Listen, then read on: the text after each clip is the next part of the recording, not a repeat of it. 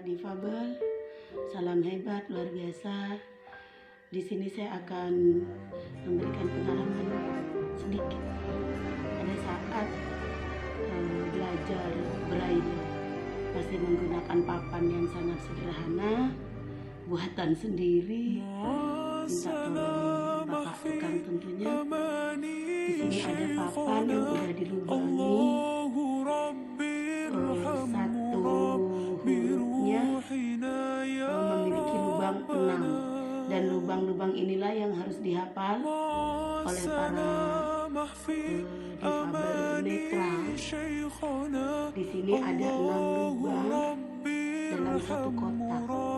Dimulai dari nomor 1, kemudian berurutan ke bawah nomor 2, berurutan ke bawah nomor 3. Ini kode khusus, tidak boleh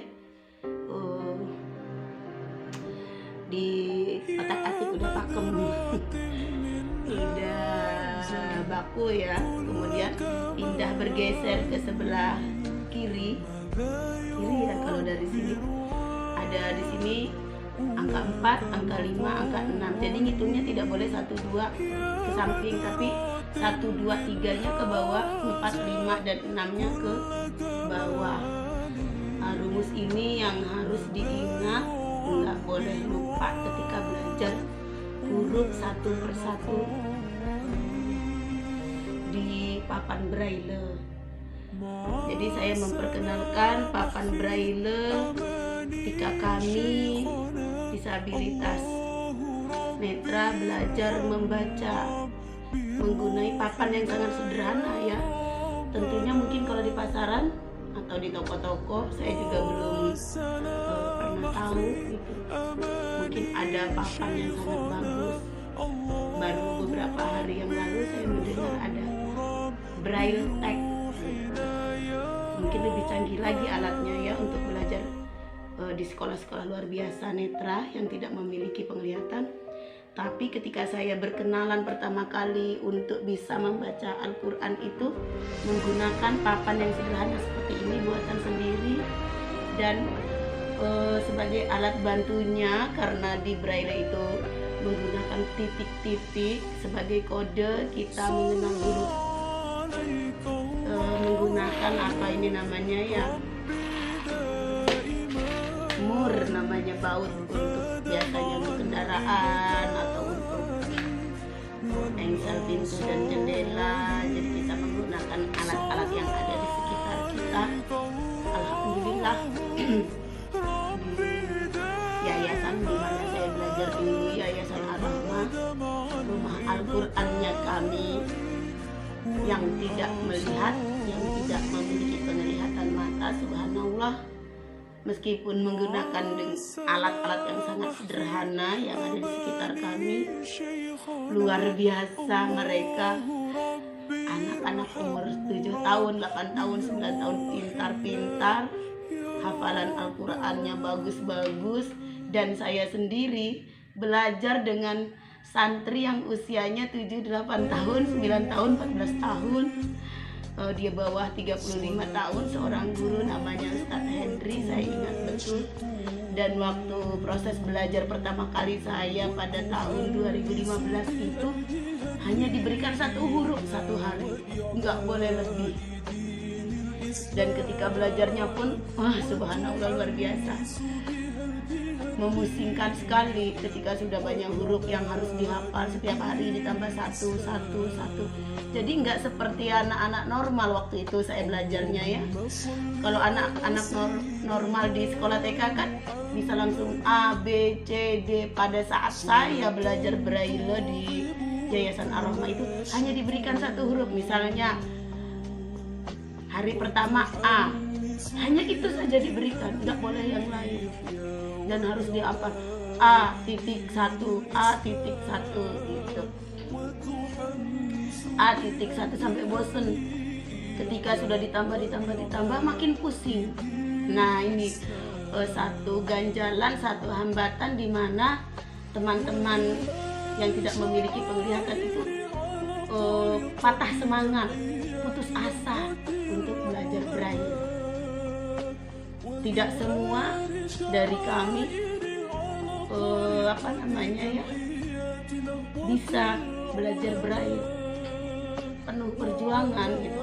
Banyak yang gagal belajar braille karena memang kalau dipaksakan pun kasihan kepada yang bersangkutan, karena pada saat itu saya mendengar saya belum bisa braille, jadi saya tidak memaksakan karena saya di sana pun belajarnya hanya 6 bulan langsung pulang kampung gitu kan, sehingga memberikan motivasi saya kepada saya untuk terus giat belajar meskipun kepala ini rasanya seperti, kalau saya rasakan secara pribadi ya, seperti gelombang tsunami gitu, seperti ombak yang bergulung-gulung yang berada di kepala saya. Itu memang bukan mengada-ngada, dan fakta yang saya rasakan pertama kali saya belajar braille itu Januari 2015 awal sekali saya belajar braille ini. Sekitar tanggal 1 tanggal 2 itu saya udah mulai belajar braille di yayasan pertama kali saya tinggal. Memang luar biasa.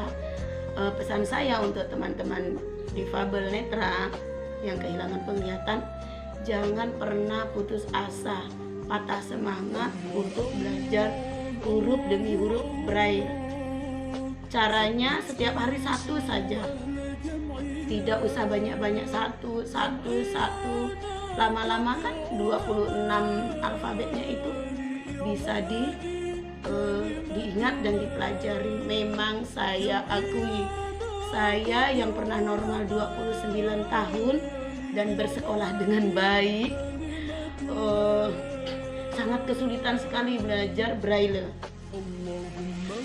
dimana akhirnya saya berpikiran, kenapa ya braille tidak dimasyarakatkan pada saat di sekolah-sekolah umum, tempat-tempat anak-anak belajar reguler biasa.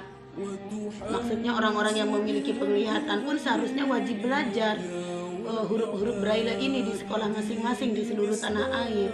Mengingat ketika saya mengalami kebutaan mata, penglihatan mata secara mendadak dan tiba-tiba begitu cetar sampai kesulitan untuk belajar ini gitu. Betapa sulitnya gitu. Maksud saya sedia payung sebelum hujan. Coba kita praktek ya, untuk sekilas gitu. Pada saat saya belajar dulu, mereka memanggil saya, Teteh di situ ada lubang, katanya.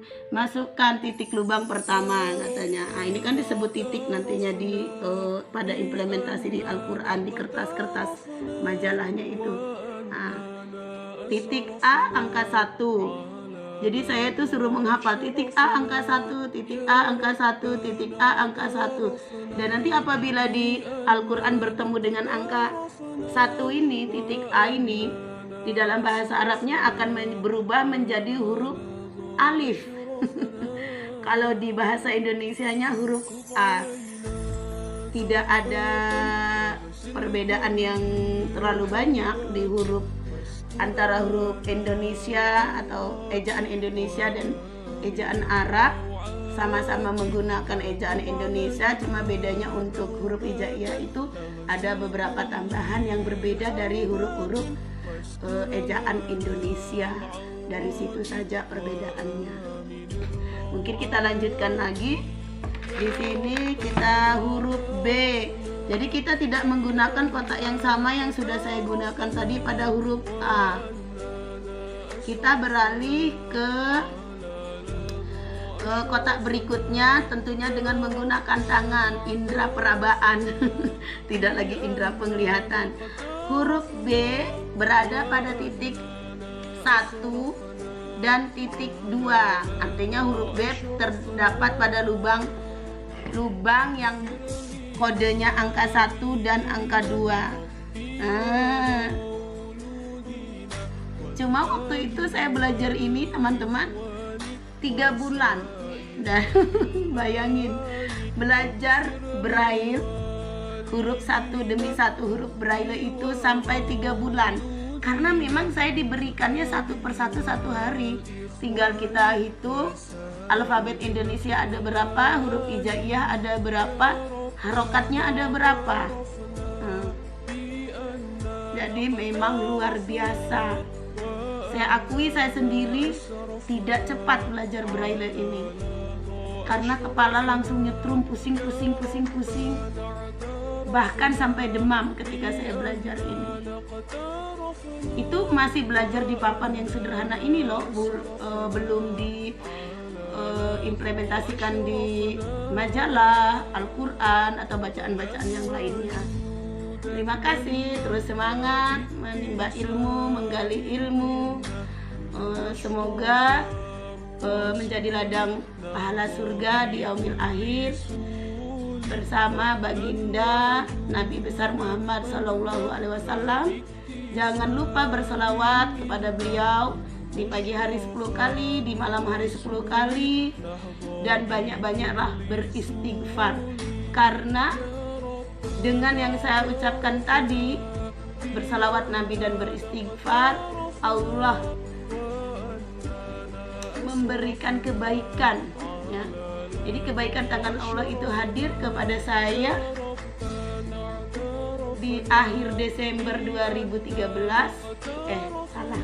Di akhir Desember 2014 saya mendengar ada rumah Al-Quran di Pontianak.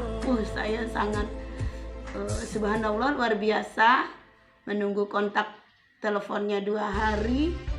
Saya bertanya, bolehkah usia 41 tahun pada saat itu belajar Al-Quran Braille di yayasan? Masya Allah, jawabannya sangat membahagiakan saya. Diizinkan belajar di sana, dan saya belajar di Yayasan Ar-Rahmah yang tercinta itu selama 6 bulan. 3 bulannya proses belajar Braille papan sederhana, 3 bulan berikutnya baru diizinkan memegang Al-Quran dan majalah-majalah lainnya yang ada di Ar-Rahmah. Tidak lupa saya aturkan terima kasih yang seluas-luasnya. Alhamdulillah jazakillah khair untuk semua keluarga besar Ar-Rahmah, karena yayasan ini adalah milik keluarga yang sangat dermawan, yang sangat mulia, mendidik kami para tunanetra yang sudah sangat lama sekali. Saya tidak tahu tahun berapa yayasan dibuka, sudah lupa, atau memang saya saya tidak ingat lagi. Intinya sebelum saya ke sana itu sudah berjalan lama, dan santrinya sudah sangat banyak yang tersebar di Provinsi Kalimantan Barat. Ada yang sudah menikah, bertemu kawan di Ar-Rahmah. Subhanallah, luar biasa pokoknya Ar-Rahmah. Semoga selalu diberkahi Allah, diberikan rahmat oleh Allah. Keluarga besar Ar-Rahmah dalam keadaan sehat walafiat, tidak kurang suatu apapun. Kemuliaan hati keluarga besar Ar-Rahmah menjadi ladang pahala surga. Amin amin ya rabbal alamin. Assalamualaikum warahmatullahi wabarakatuh.